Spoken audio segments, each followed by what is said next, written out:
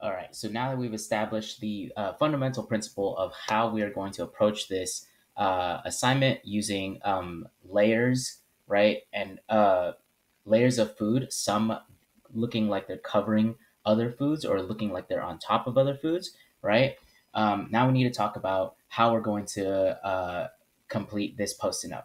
All right. So I would say you need to fill up at least 85% of it. If you want to fill out 100% of it, even better, or maybe not better, but feel free to do that. But I would say at least 85%. The reason I'm telling you to fill this up as much as possible is because that's going to become important for the next step, which is the final step. So let's go ahead and watch what I do here. I'm just continuing what I had mentioned before, right? Again, choosing a different version. So I already did version 2 and version 3. I am now moving on to a different type of sushi, the egg kind. And I'm also doing version 1 now, right? Notice they're all kind of the same size. That's okay. If you want to change up the size, make some a little bit smaller, a little bit bigger, that's totally okay. Here I'm going for version 4. Again, always trying to change up as much as possible. If you're doing the sushi, it's easier to pick a different version um, because you have so many choices. However, it works for everything else as well.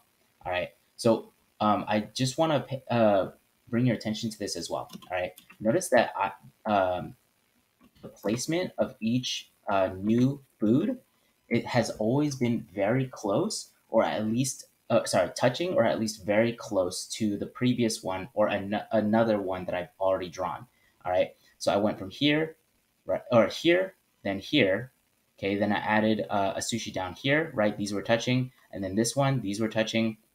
And then this one, it didn't end up touching because I didn't size it properly, but that's okay. It was close enough, right? You always want to think of it like a bacteria or a cell multiplying, right? From science class, right? You have one cell and then it multiplies into two, and then those multiply into four, but they stay as kind of this big blob together, right? That's kind of what you're doing.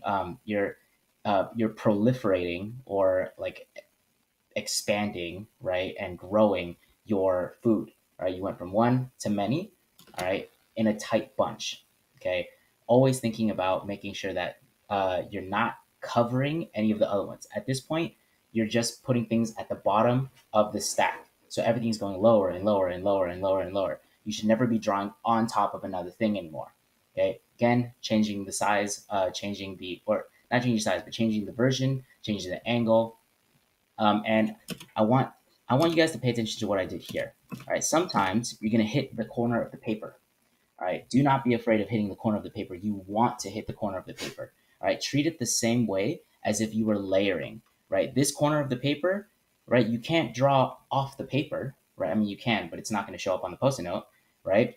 So what do? You just cut it off. You just cut it off.